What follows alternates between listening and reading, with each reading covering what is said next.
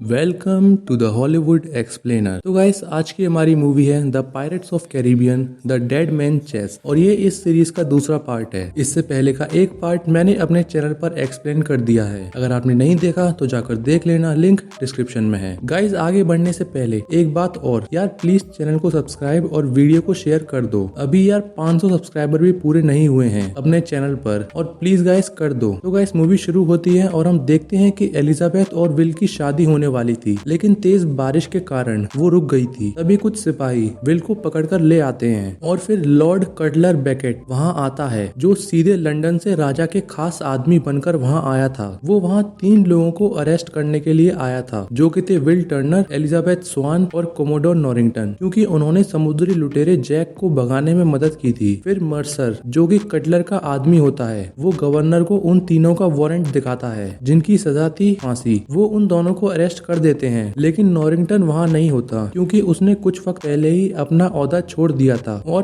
Port royal से चला गया था। दूसरी तरफ हम देखते हैं कि किसी टापू पर कुछ लोग ताबूतों को समुद्र में फेंक रहे हैं और उन्हीं में से एक ताबूत में जैक होता है। असल में वो मरा नहीं था, बस कुछ इंफॉर्मेशन इकट्ठा करने वहां गया था। फिर वो अपने जहाज ब्लैक पर्ल पर वापस आ जाता है। उसके साथ ही उससे काफी नाराज थे, क्योंकि काफी वक्त से उन्होंने कुछ लूटा नहीं था, और जो मौत का टापू था जिस पर सारा खजाना था वो समुद्र में डूब गया था। फिर जैक उन्हें वो चीज दिखाता है जो वो लेने उस टापू पर गया था, जिसमें से एक चाबी की पेंटिंग बनी थी, और वो उस चाबी को ढूंढना चाहता था, और साथ में वो चीज भी जिसे वो चाबी खोलती है। लेकिन जैक को खुद नहीं पता था कि आखिर वो क्या ढूंढ रहा है। फिर वो अपने कंपास की मदद से दिशा खोजता है, लेकिन उसका कंपास काम नहीं करता। असल में वो कंपास आपको उसी दिशा में ले जाता था जिस चीज की आप सबसे ज्यादा तमन्ना करते थे। लेकिन अब जैक नहीं जानता था कि वो किसके पीछे है, इसीलिए उसका कंपास काम नहीं कर रहा था। फिर वो अपनी तरफ से एक दिशा चुनता है और अपने कमरे में चला जाता है। दूसरी तरफ बेकेट विल के साथ एक सौदा करता है। वो उससे कहता है कि वो जैक के पास जाकर उससे उसका वो कंपास ले आए, जो कि लोगों को उनकी ख्वाहिशों के पास ले जाता है, और उसके बदले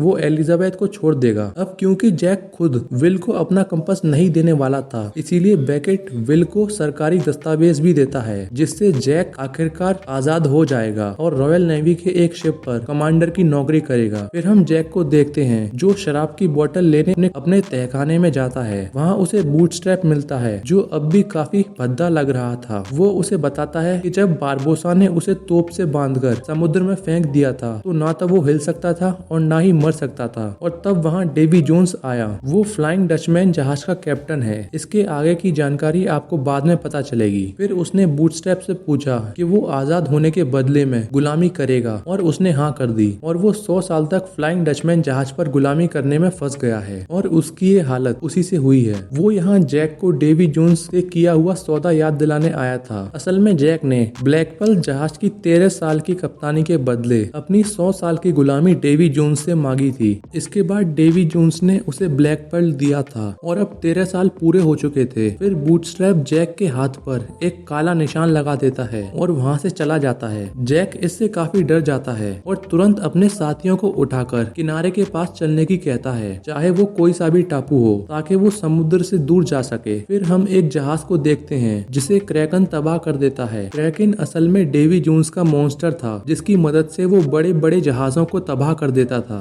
दूसरी तरफ विल एलिजाबेथ को सारी बातें बताता है और फिर जैक की खोज में वहाँ से निकल पड़ता है। वो वहाँ से टोर्टुगा पहुँचता है और कई लोगों से जैक के बारे में पूछता है, और आखिरकार एक जहाजी की मदद से एक टापू के पास पहुंच जाता है, जिसके किनारे पर ब्लैक पर्ल जहाज खड़ा था, लेकिन वो पूरा खाली था। इसीलिए विल उस टापू के अंदर जाता है। वहाँ अंदर टापू पर कबीले के लोग उसे पकड़ लेते हैं और बेहोश कर देते हैं। फिर वो उसे उठाकर अपने सरदार के पास ले जाते हैं। उन लोगों ने जैक को अपना सरदार मान लिया था। विल जैक को पहचान जाता है और उसे सारी बातें बताता है, लेकिन जैक उन लोगों के सामने अपनी पहचान नहीं बताना चाहता था, इसीलिए वो उसे उन्हें जेल में बंद करने को कहता है। वो लोग कुछ और ही भाषा बोलते थे, इसीलिए विल उनकी और जैक की बातें नहीं समझ पा रहा था। दूसरी तरफ पोर्ट रॉयल में गवर्नर अकेले ही एलिजाबेथ को जेल से निकालकर बंदरगाह पर पहुंचा देते हैं, लेकिन वहाँ पहले से ही मर्सर मौजूद था, जो उन्हें पकड़ लेता है। लेकिन एलिजाबेथ वहाँ से भाग जाती है और अकेले ही बेकेट के पास आ जाती है। वो उससे भी जैक का कंपास लाने को कहता है, जिसके बदले में वो उन दोनों को छोड़ देगा और अपने साथ वो उन दस्तावेजों को भी ले जाती है जिससे जैक कमांडर बन सकता था। पिंटेल और रेगेटी उस चाबी वाले कुत्ते की मदद से जेल से भाग जाते हैं और फिर वो ब्लैक पर्ल के पास पहुंच जाते हैं। वो दोनों अकेले ही उसे चुराना चाहते थे, इसीलिए वो उसे पानी में लाने की कोशिश करते हैं। विल को टापू पर ब्रिज से एक लटकती हुई गोल शेप की हड्डियों से बनी जेल में डाल रखा था, जिसके नीचे बहुत गहरी खाई थी। वहाँ उसे गिफ्स और बाकी लोग मिल जाते हैं। वो उसे बताते हैं कि टापू के लोग जैक को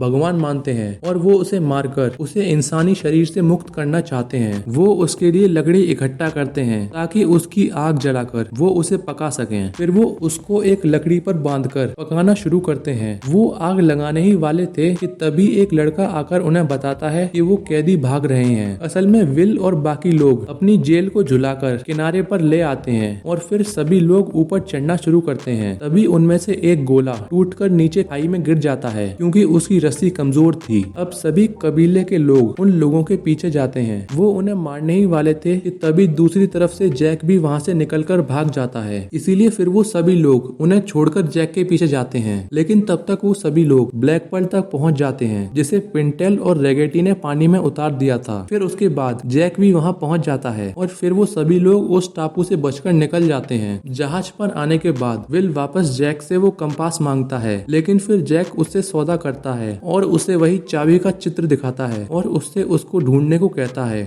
दूसरी तरफ एक जहाज पर नाविकों को एक वेडिंग ड्रेस मिलती है जो कि एक लड़की की थी, यानी एलिजाबेथ पोर्ट रॉयल से भागकर उनके जहाज पर आ गई थी। उन सभी लोगों को लग रहा था कि ये ड्रेस एक भूत की है जो विधवा हो गई है और अब वो उन्हीं के जहाज पर है। दूसरी तरफ जैक और बाकी लोग एक दूसरे टापू के अंदर जाते हैं जहाँ वो टीना डेल्मा से मिलते हैं जो कि एक जादूगरनी थी। फिर वो उसे उसी चाबी का चित्र को दिखाते हैं और उसके बारे में पूछते हैं। फिर वो उन्हें बताती है कि डेवी जोन्स एक बार किसी से प्यार करता था, लेकिन जो दर्द उसे मिला वो उसके साथ नहीं जी सकता था, इसलिए उसने अपने दिल को चीरकर एक संदूक में रख दिया जिसकी वो चाबी थी। डेवी जोन्स अमर था, इसीलिए उसे मारा नहीं जा सकता था और वो फ्लाइंग डचमैन जहाज का कप्तान भी था जो कि पानी के अंदर भी तैर सकता है और इसी वजह से उस पर रहने वाले लोग अजीब दिखते हैं। डेवी 10 साल में सिर्फ एक बार ही जमीन पर पैर रख सकता था और उसके अलावा वो सिर्फ पानी में ही रहता है, इसीलिए टिया जैक के हाथ के निशान को देखकर उसे एक मिट्टी का जार देती है। फिर वो अपना कुछ मंत्र फूंक कर उन्हें फ्लाइंग डचमैन जहाज का पता बताती है क्योंकि वो चाबी डेवी जोन्स के पास थी जिसे वो हमेशा अपने पास रखता था। फिर वो सब वहाँ पहुँच जाते हैं। उसके बाद जैक विल को एक टूटे हुए जहाज पर भेज देता है। तभी थोड़ी देर बाद वहाँ फ्लाइंग डचमैन पानी के अंदर से निकलकर आ जाता है और उसमें रहने वाले लोग विल पर हमला कर देते हैं। पहले वो उनसे लड़ता है, लेकिन फिर वो उसे बंदी बना लेते हैं। फिर थोड़ी देर बाद डेवी जोन्स वहाँ आता है जो काफी भद्दा लग रहा था और उसका चेहरा एक ऑक्टोपस की तरह दिख रहा था। तभी वो विल को देख लेता है जो उसे बताता है कि जैक ने उसे यहाँ भेजा है। जैक दूर से ये सब देख रहा था कि तभी डेवी उसके पास आ जाता है और उससे अपना कर्ज चुकाने को कहता है। वो उसके बदले 100 आदमियों को 3 दिन के अंदर मांगता है जो अब 99 हो चुके थे क्योंकि वो विल को अपने साथ ही रख लेता है और फिर वो जैक के हाथ पर वो उस निशान को हटाकर वहाँ से चला जाता है। अब 99 आदमी सिर्फ एक ही जगह मिल सकते थे जो जैक के साथ जाने को राजी हो और वो जगह थी टोर्टुगा। फिर वो टोर्टुगा के लिए निकल पड़ते हैं। दूसरी तरफ एलिजाबेथ उन जहाजियों को भूत के जरिए पागल बनाकर टोर्टुगा जाने का इशारा करती है और वो मान जाते हैं। जैक और गिब्स आदमियों को ब्लैक पर्ल पर भरवा रहे थे। तभी वहाँ नॉरिंगटन आ जाता है जिसकी हालत बहुत खराब हो चुकी थी। वो जैक को पहचान जाता है और उसे मारने की ठान लेता है। तभी वहाँ सभी लोगों की लड़ाई शुरू हो जाती है। अब एलिजाबेथ भी वहाँ पहुँच जाती है और वो इस लड़ाई को बंद कराने के लिए नॉरिंगटन को बेहोश कर देती है। दूसरी तरफ बूटस्ट्रैप विल को पहचान जाता है कि वो उसी का बेटा है। विल को कोड़े पड़ने वाले थे क्योंकि उससे एक गलती हो गई थी। डेवी जोन्स बूटस्ट्रैप से ये काम करने को कहता है और वो ऐसा ही करता है क्योंकि उसके पास दूसरा रास्ता नहीं था। उसके बाद बूटस्ट्रैप विल से वहाँ से जाने को कहता है। फिर विल उसे चाबी का चित्र दिखाता है जिसकी वजह से वो यहाँ आया था। तभी उस जहाज का हिस्सा बना हुआ एक आदमी उसे बताता है कि चाबी कैप्टन के पास है जिसमें उसका दिल रखा हुआ है और उसमें छुरा मारने से वो मर जाएगा, लेकिन फिर उसकी जगह उसे अपना दिल उस संदूक में रखना होगा जिसने उसमें छुरा मारा था क्योंकि फ्लाइंग डचमैन का हमेशा एक कप्तान होना चाहिए। जिस आदमी ने ये बात बताई थी वो पिछले 100 सालों से फ्लाइंग डचमैन पर काम कर रहा था और अब उसकी ये हालत हो गई थी। एलिजाबेथ जैक के पास जाती है और विल के बारे में पूछती है। वो उसे बताता है कि वो फ्लाइंग डचमैन जहाज पर है। एलिजाबेथ विल को ढूंढना चाहती थी और साथ ही जैक का कंपास भी लेना चाहती थी, लेकिन जैक इसके बदले उससे वो संदूक ढूंढने को कहता है और उसे अपना कंपास देकर पीछे हट जाता है। अब क्योंकि एलिजाबेथ पूरे दिल से विल को बचाना चाहती थी, इसीलिए उस कंपास को खोलते ही उसमें दिशा आ जाती है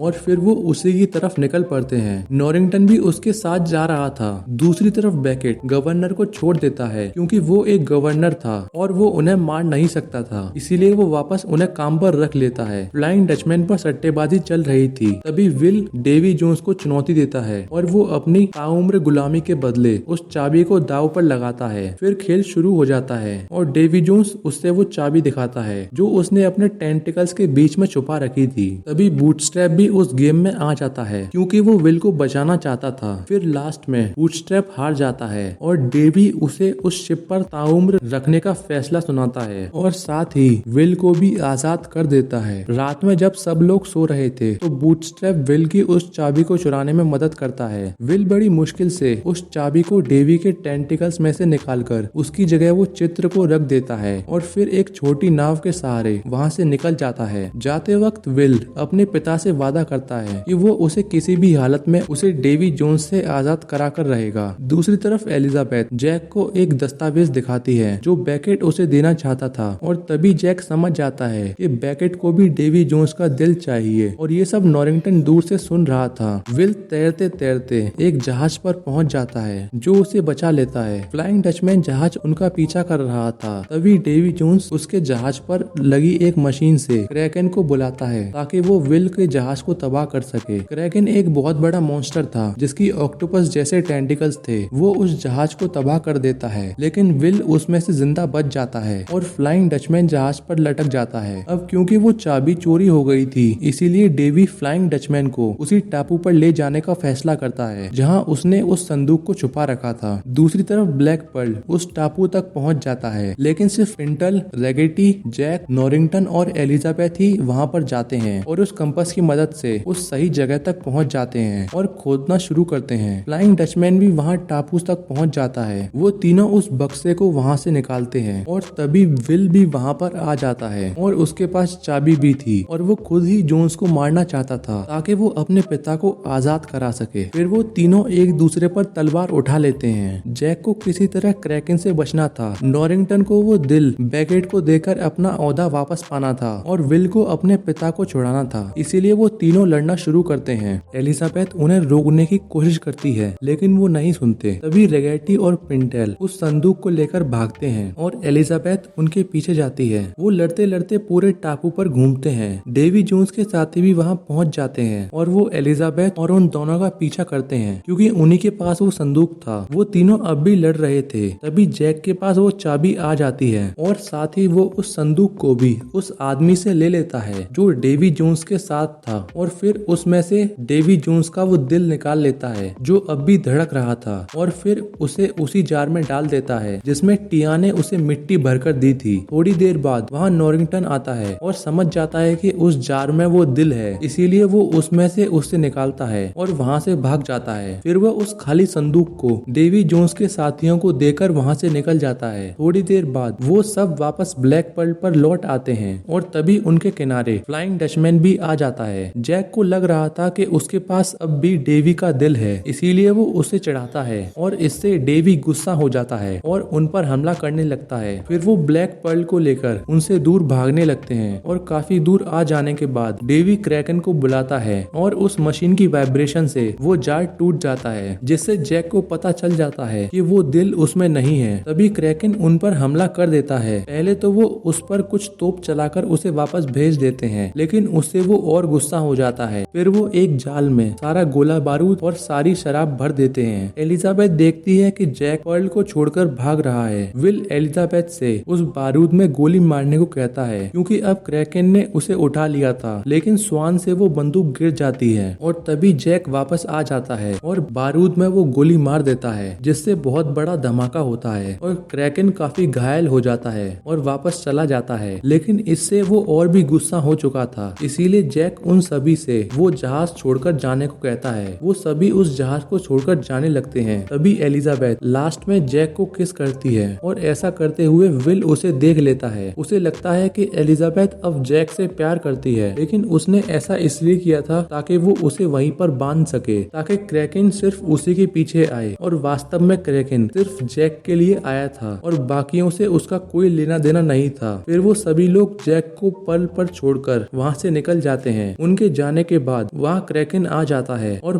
पर्ल के साथ साथ जैक को भी निकल जाता है। दूसरी तरफ जब फ्लाइंग डचमैन पर डेवी संदूक को खोलता है तो देखता है कि उसमें उसका दिल नहीं है। पोर्ट रॉयल पर नॉरिंगटन पहुंच जाता है और अपनी नौकरी का प्रस्ताव बेकेट से रखता है और उसके बदले वो उसे डेवी जोन्स का दिल दे देता है। दूसरी तरफ वो सभी लोग टिया डेल्मा के पास जाते हैं। जैक के मर जाने से वो सभी लोग बहुत उदास थे और कैसे भी करके उसे वापस लाना चाहते थे। तभी वो उन्हें बताती है कि वो उसे और उसके ब्लैक पर्ल को दुनिया के आखिरी छोर तक जाकर उसे डेवी जोन्स के मौत के जाल से निकाल सकते हैं, लेकिन उसके लिए उन्हें किसी कैप्टन की जरूरत होगी। और तभी वहाँ पर बारबोसा आ जाता है जिसे टिया डेल्मा ने वापस जिंदा कर दिया था और यही ये मूवी खत्म हो जाती है। तो दोस्तों, अगर आपको मेरी एक्सप्लेनेशन पसंद आई हो तो वीडियो को लाइक, कमेंट, शेयर, सब्सक्राइब करना मत भूलना। और हाँ दोस्तों, मैं इस सीरीज का तीसरा पार्ट भी अपने चैनल पर जल्द अपलोड करूंगा। तब तक के लिए चैनल को सब्सक्राइब कर देना।